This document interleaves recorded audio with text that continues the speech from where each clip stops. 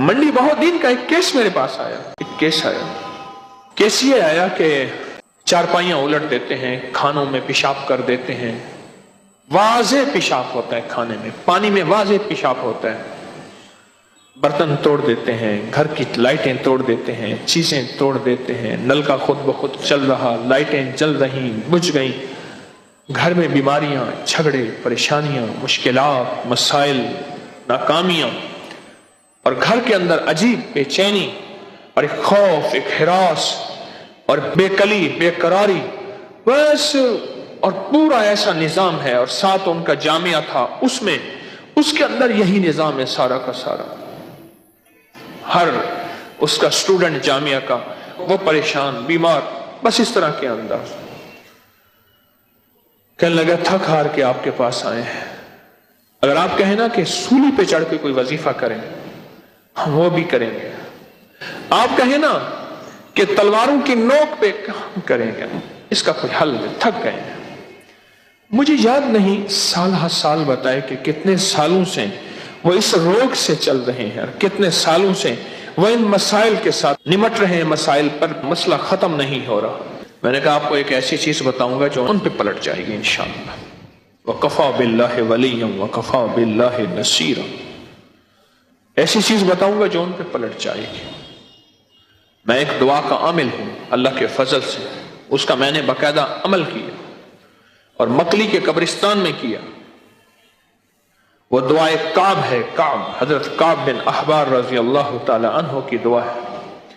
अऊज़ु बिवजहिल्लाहिल अज़ीम अल्लज़ी लैसा शैअन, मुहद्दिसीन ने इसको लिखा है, मुस्तनद रिवायात में ये चीज मसनद अहमद में मौजूद है और बड़ी बड़ी हदीस की बड़ी बड़ी मुस्तनद किताबों में ये मौजूद है।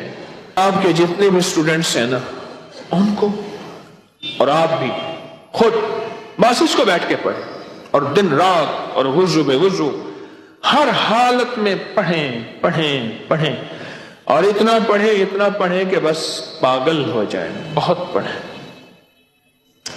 थके मारे थे बेचारे, थके मारे थे, बहुत ज्यादा थके हुए थे, बहुत ज्यादा। ओ बेचारे थके हुए।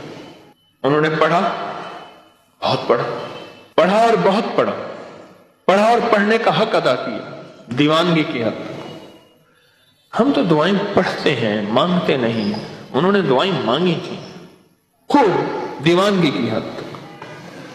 हम तो साथ पता नहीं अपना जिस्म भी खुजा रहे होते हैं और दुआएं भी कर रहे होते हैं। कुछ अर्से के बाद कहने लगे कि वो तो ज्यादती हो गई। मैंने कहा तुम कहते हो गला भी दबाएं, आंखें ही बाहर ना आए, और तुम कहते हो पुरानी झोंपड़ी भी ना टूटे और नया मकान महल भी बन जाए। और भाई तुम्हें वो ज्यादती इसलिए दिखा रहे हैं कि तुम कहो कि ओहो ज्यादती हो गई, लिहाजा इसको पढ़ना छोड़ दो, यही उनका मतलूब है। मालूम हुआ कि असर हो गया। लगा हाँ ये बात है, पहले हम पढ़ते थे तो आके हमारे कानों में सरगोशियां करते थे, और भी कहीं जाना तो चले जाओ। ये दुआ उन्होंने पढ़ी, खूब पढ़ी। कुछ दिनों के बाद कहने लगे कि वो कहते हैं कि सुलह कर ले। मैं कहा ये और बार है, ना पढ़ना छोड़ना और पढ़ो।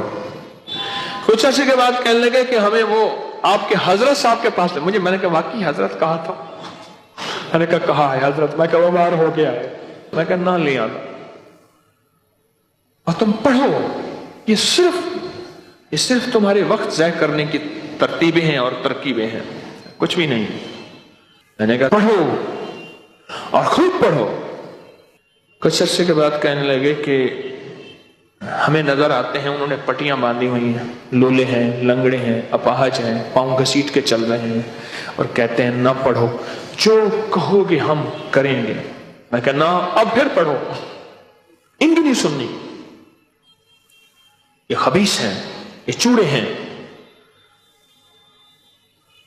इनकी नहीं सुननी। और आखिरी बार यही था, आखिरी बार।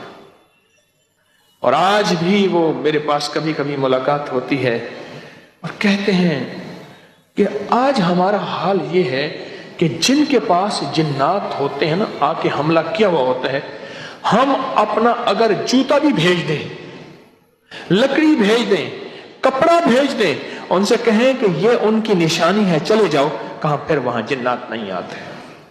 इस दुआ की यह ताकत है और इस दुआ की यह तासीर है।